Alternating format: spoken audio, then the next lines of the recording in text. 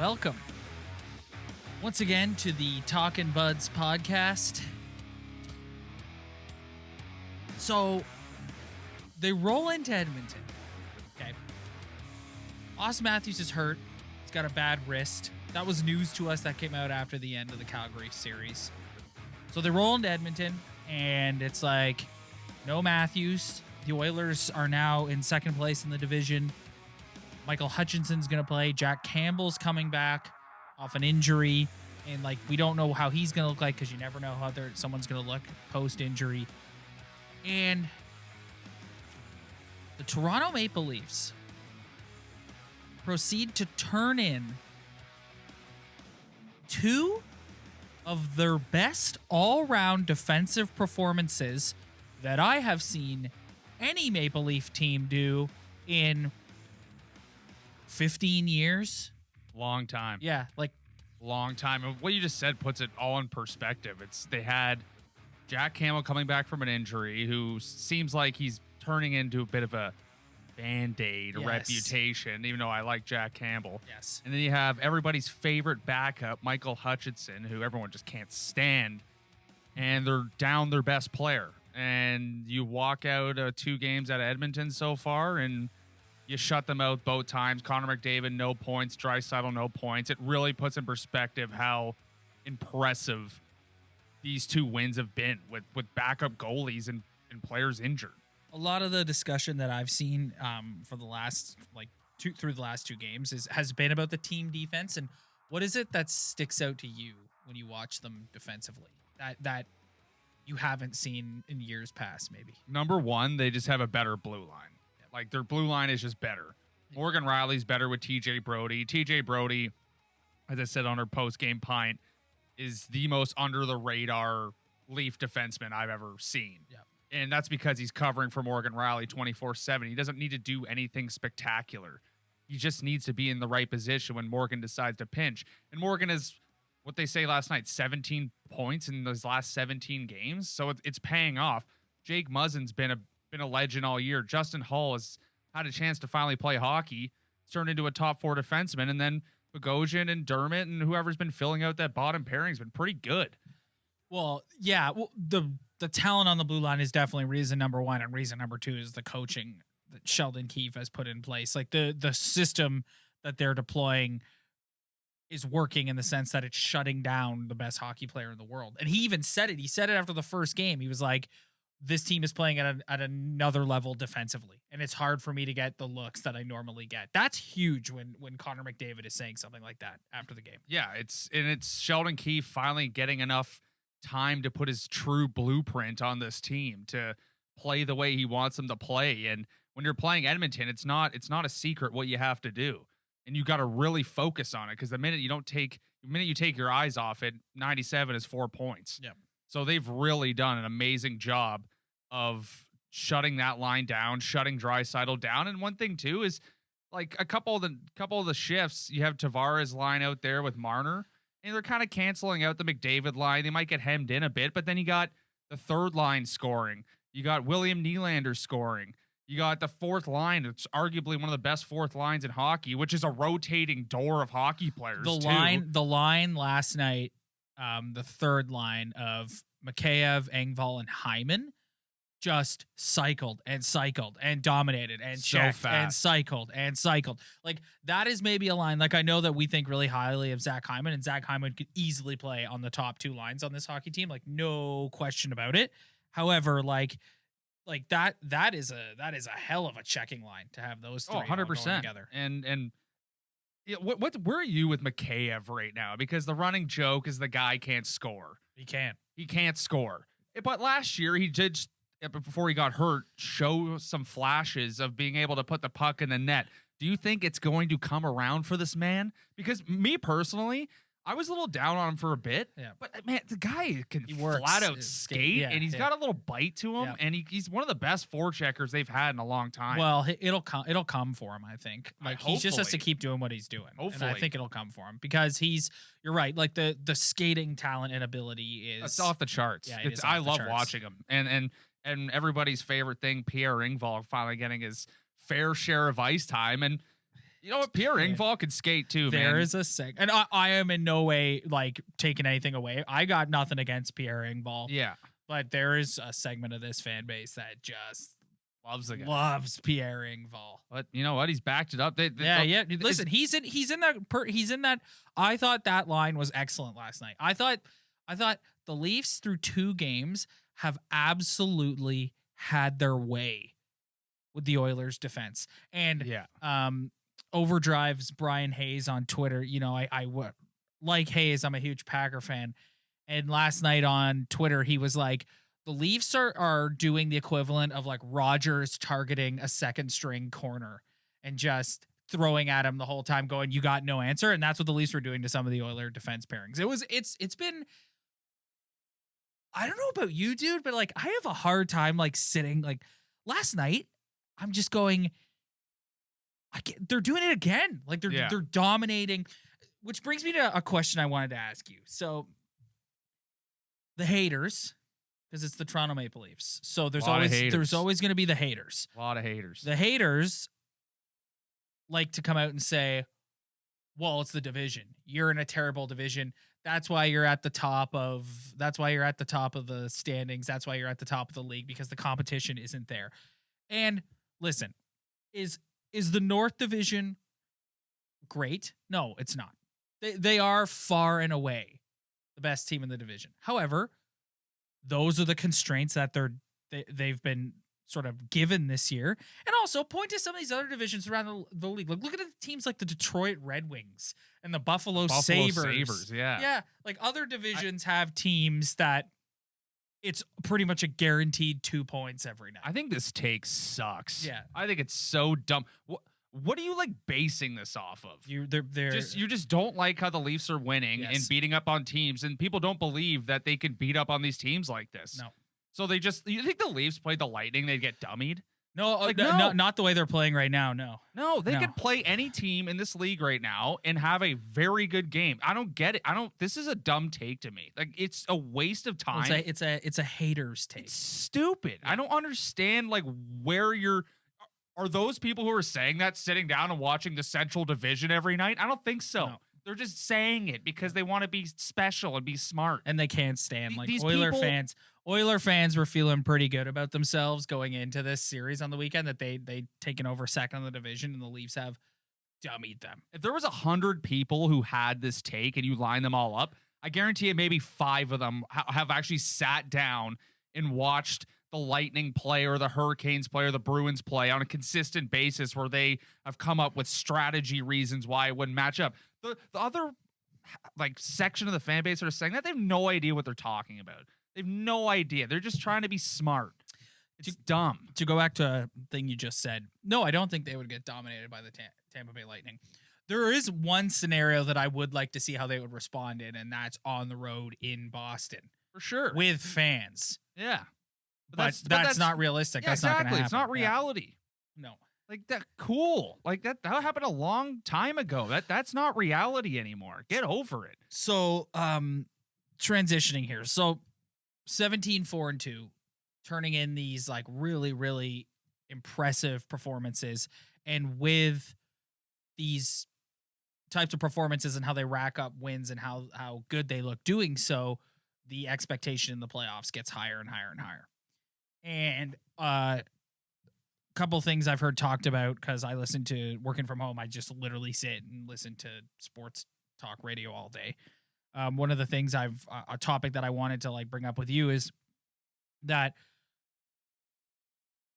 Tavares has looked better in these 2 games that Matthews has been out. And why has Tavares looked better in these 2 games since Matthews has been out?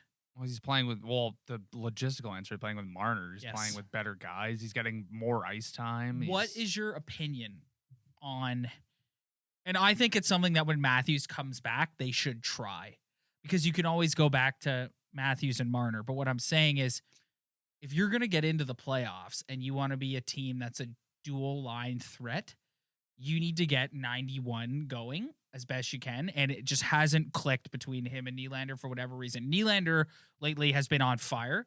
That backhand goal he got last night, man. Yeah. Like, so I think you should try splitting Matthews and Marner up just for a couple games, just to see if you can get Tavares going. Because if you get into a situation in the playoffs, I do think like having two lines that are equal threat will help you than opposed to having all your offense come from Matthews and Marner on the same line. Your thoughts on this? I hate this question. I'm going to be honest. I can't stand this question. It's the most Ryan answer ever. It's just like, it's such a hard question to answer. If you talk to Dave Tippett, who's currently the coach of the Oilers, that's his biggest juggling act, is trying to get Draisaitl and McDavid on two different lines to balance it out. And all I hear all the time is, let's put Yamamoto with McDavid. Let's put RNH with They can't decide which wingers go on each side. So it's, as much as it sounds nice to have Marner and Tavares on one line and it'd be great, and Matthews and whoever on our line, it'd be great, I think it's almost just a game-by-game basis type of thing. Yeah. It sounds great on paper to do something like this and have a balanced attack, but like, what if one game it's just, I think it's going to change game to game. I think when you're in the playoffs, you're going to have to adjust. I think that's a good answer. I think that's a really good answer to that question, is to go situationally. I just don't think it sounds shift like by shift. And then you're going to wham about Matthews not having a winger now. It's like, no guy is going to play consistent enough with another guy for people to be satisfied all the time. It's like, it's just, you can't always get that. So if one game Marner and Matthews are lighting up for 4 points each, you're probably going to win that hockey game. Yep. So it's like, then roll with that. And if Tavares is really struggling, you need to throw him a bone with Marner for a period or two, or maybe next game, then do that. It doesn't need to be one or the other, in my opinion, because then it's just, there's always going to be something that somebody doesn't like. It's always going to be like, let's put Nylander down. Let's put Nylander up. Let's put Tavares with Matthews on the wing now because he's not working with it's just, anything could happen with these line combos. It's just a hard question to answer. We're going to do something for you right now. We're going to talk about one of your favorite people to talk about. Oh no. His name his number is 11. Yeah. How much money are they going to have to pay this guy to keep know. him? He was outstanding. He's been outstanding. Yeah, he was outstanding last night. And Sheldon Keefe said as much after the game, that he was like in all facets, like something along the lines of in all facets, he was unbelievable. He's the hardest worker and one of the hardest workers in the league. But his skill, his hands. Yeah, like remember for like years we joked, like we made the Mikheyev jokes about him like years ago about how he couldn't score. He had no hands, he had no touch, and it's like, you see the goal he got last night. He's a 20 goal a year guy if he's firing for a whole season. Like, how many does he have now? 6 or 7, and most of them are pretty decent, you know. And he could play penalty kill, he could play power play.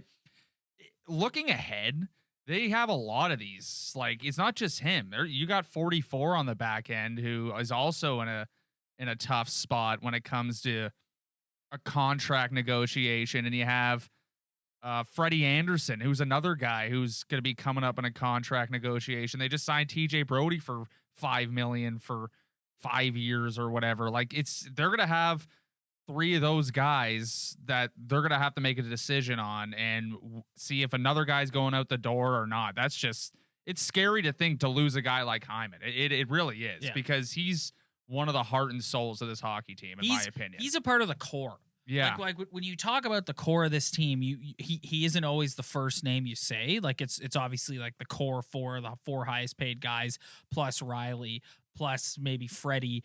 Like, but Zach Hyman is as legit. Yeah. He's so important to this team. Yeah, he really is. Like, and I don't want to go down this road, but it's like, if he's gonna ask for like $5 million, 4.25 million, which I think he's well in his right to do. Yeah, 100. Like, just on his value to the team alone. Yeah.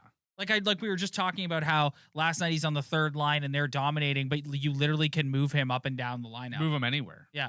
Play him on any special team. Yes. Like, he's so invaluable. Like, he's just in the goalie's face last night, late in the game. He's always crashing around the net. Like, I think where this conversation is going is kind of a comparison between Nylander and his money and Zach Hyman. Careful, batten down the hatches with this conversation. Yeah, like I don't want to get. Nylander's been great lately. Like that. Like I said it earlier, I'll say it again. That goal he got on the backhand last night. Like that's big league stuff. I want to have like a good conversation about this. I don't want to throw jabs at Nylander. I don't want to prop Hyman up too much. Yeah. It's just as simple as one guy can bring you 30 goals a year if he's on his game, if he's consistent, and another guy who can help you in every single situation and has the ability to score over 20 plus goals a year. It's a serious conversation that if I'm in the management team, that it's a definitely a pros and cons list. It's going to be a tough decision. Yeah. And they're not saying they have to get rid of Nylander. I'm not their capologist. I'm not the guy crunching all the numbers, but eventually you run out of $5 to $7 million contracts that you can hand out. Yeah. So it's kind of like maybe you got to get rid of a guy to keep another guy, and having that discussion on a whiteboard and at Scotiabank Arena, that's a challenging conversation to have and a tough comparison. Talk to me about Michael Hutchinson. I'm stoked for the guy. Yeah, me too. No one's quicker to throw a goalie out the door than this fan base. Yeah. And yeah, he sucked last year, but it's tough. Like, it's tough sitting on the bench and coming in and having expectations. So, I mean, if you were to ask him or anyone in the fan base that he'd have a 943 save percentage. A 943 save percentage. Look at you. Look at you. Yeah. Ryan does his homework, ladies and gentlemen. Under 2 goals against average, 943 save percentage. Just been, and I thought like they've been good defensively, but early in that first period, he stopped 5 or 6 huge shots that kept them in the game. And then you go down the other side and your first shot on their tendies in the net. Oh, how about the Oilers goaltending? Yeah, it's rough. Yeah, it's rough, and their speed of defense is rough, and it's just I'm just happy for Hutchinson. I hope he keeps it up, but it's eventually he's gonna get pushed back out again, so he's gonna be back sitting around doing nothing very soon. You make a good point about Jack Campbell. Like I'm someone who's kind of had the take where like I don't know if Freddie's going to be back next year, and I think that they as an organization think high enough of Jack Campbell that they'd be willing to sort of roll the dice with him as their starting goaltender. But you're right, if he can't stay healthy, which like he was great on Saturday night, but it's like he's been great since he got here. Yeah. Like based on reputation alone since coming to this team, I think he's been great since the minute he got here. It's just I'm starting to see a bit of a pattern. I believe if you go back into his history of injuries as well, it's not just these ones with the Leafs. I'm pretty sure he has a line of injuries before he even got here. So that's the only thing that gets me a little worried about him. Yeah, I hope he can keep it together, because I do believe that I think if you gave Kyle Dubas some truth serum, he would probably look at you and say, we're not going to re-sign Freddie, and we'll roll the dice next year with Campbell as our starting goalie and see how that goes. It's a big gamble, man. Well, dude, listen, like I know it's a big gamble, but you and I just talked about paying Zach Hyman. Yeah, no, at the end of the day, it's about the salary cap, and you're gonna. They have so many tough decisions. If Freddie Anderson comes to you and says, "I want $8 million," do you think he's worth that? I don't.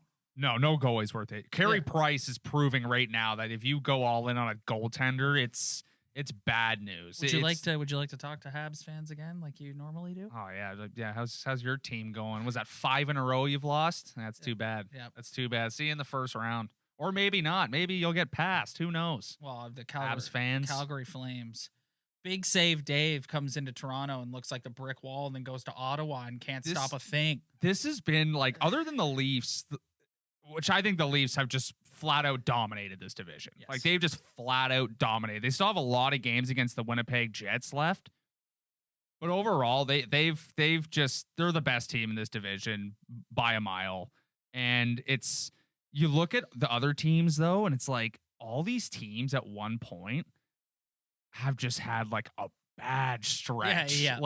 Whoa. Yeah. Like the Canucks were terrible. They're starting to kind of turn around. Who knows? The Flames now are just like sinking. Like they're at the point now where if they're analyzing themselves as a franchise and where they are as a team, it's like, Do they even take their results right now as seriously as they should? Because it's almost a joke how bad they are right now. Like, are they actually that bad? I don't know. No, I think we've seen, as in our history as Leaf fans, we see what happens when your team goes through like this time. So they're at the 23 game mark right now in the Leafs.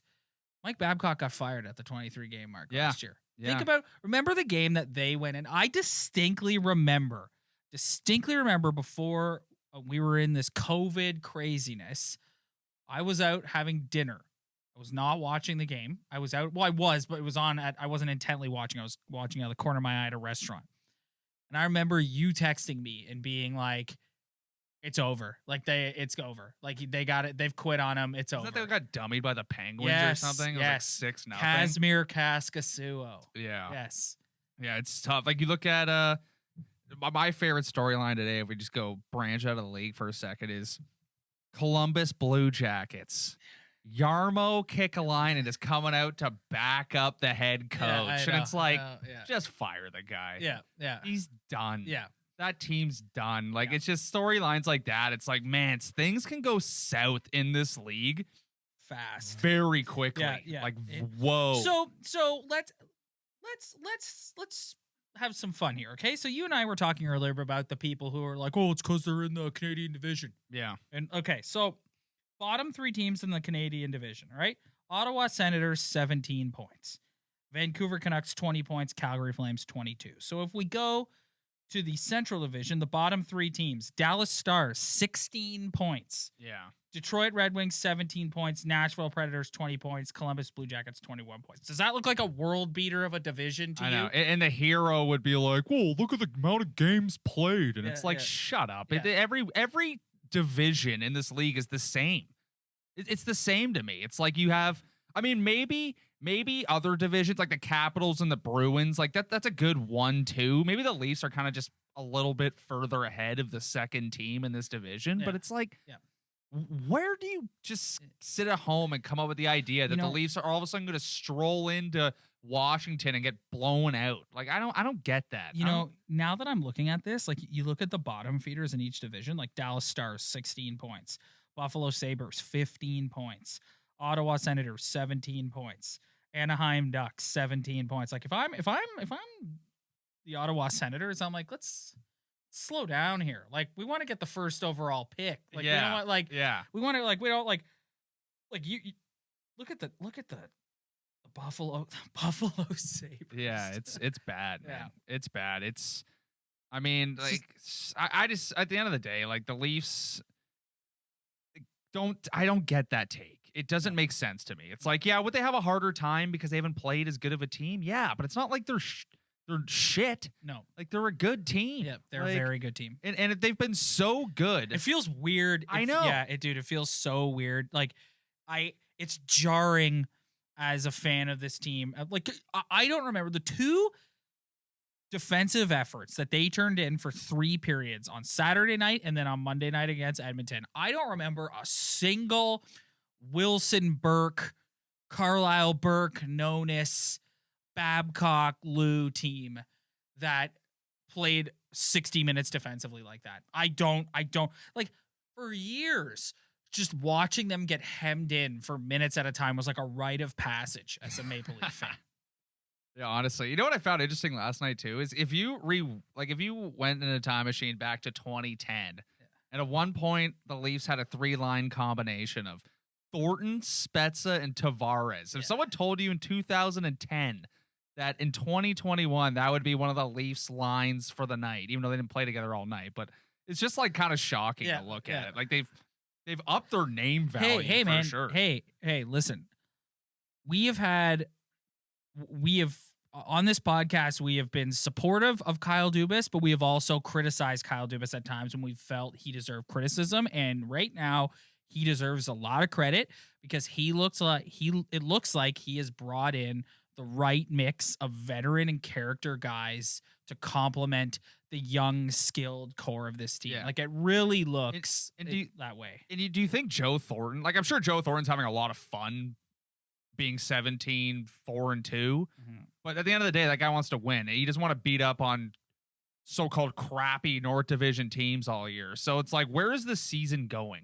It's been weird being so positive the whole year, because usually we love being negative in this city, and we have every right to, because the team's been a tire fire forever. But it's like, where is this going? And for me, it's going to, if they don't win this division in the playoffs, I'm going to be so disappointed. Yeah. It's not even funny. Well, with the performances, like I said earlier, like that's the thing, right? Is it's all well and good, and we're having fun. Like, you texted me last night and you said this is fun, and it's like, it is. It's great. We're having fun, but it's like, with every passing game, the expectation in the playoffs gets higher and higher and higher. Yep. And the only reason I've seen enough now, okay, 17-4-2, shutting out the second place team without Austin Matthews and Michael Hutchinson in the net. Yeah. Okay. The only way that you don't win this division and get to the Eastern Conference Final is if you beat yourself. 100%. It's that simple. And you're right. You're right. They've got a lot of games against the Winnipeg Jets coming up. We haven't, like, they haven't played Winnipeg a whole lot. I'm of the belief that I think if there's a team in this division that I think could give them the hardest time, it is the Winnipeg Jets. Like, that's my opinion.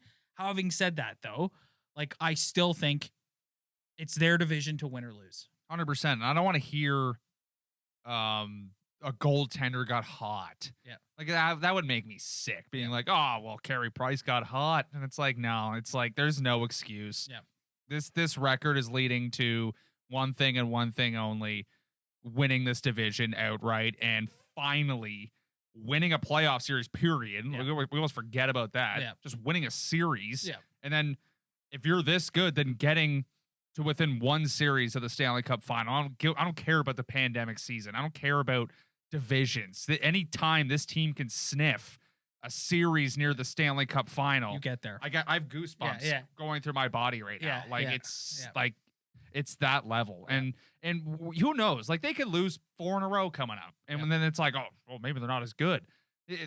That's just where we are right now. It's just beating the Oilers, shutting them out 2 games in a row. It's just been like, it's almost been laughable. Like, I can't believe they're this good. Yeah, that's what I've been saying this whole time. I know. Like, you're watching it and you're just like, my mind is blown watching this. Yeah, it's shocking. So anyways, we'll see. We got to get out of here. So, final game against the Oilers, 2 straight against the Canucks, and then 3 straight against the Winnipeg Jets. So that'll be interesting. We'll be back before those Winnipeg Jets games take place. Yeah. And give our take on that. But yeah, again, like, they just got to keep trucking along. And last thing, if they've banked enough points that if Matthews is not 100%, you keep him out. Like, you keep him out. I know he's probably dying to get back in because he's got a Hart Trophy season on the line here.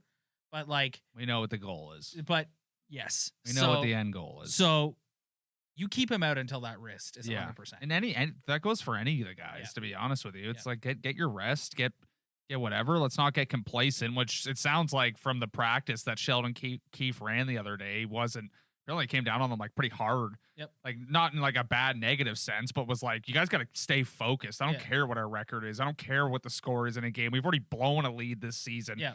Like, this is not happening again. Which is why, like, he's inching up there as like one of the biggest beauties. Yeah. That this because I think he gets it, man. Yeah, he does. He and gets he's the right age. Like, we sit here and we talk about the Babcocks of the world and the Tortorellas, and it's like, this is the right age at the right time at the right generation. But knows what the problem is, and is like, listen, like you saw it last night, right? First shot on net, scores. Yeah. This team needs to remain focused, be mature, remain focused, and play well defensively. Yep, that's and it. that is how you're going to get to where you want to go. Yep. That's going to do it for us this week, everybody. If you like what you see, head on over to our Instagram at Talkin' Buds Podcast. That's where we do all of our hanging out on social media, and we're making a habit of it every week. Like, subscribe, leave a review, tell your friends. It really, really helps. Just leave a comment with a thumbs up. Or last year we had everyone leave a comment that said cheers. Do that. Yeah. Do something. The engagement really, really helps. It helps gets our numbers up, and it helps attract us to new people. And we're always looking for new people to check us out. Absolutely. Thanks, guys. We'll see you next time.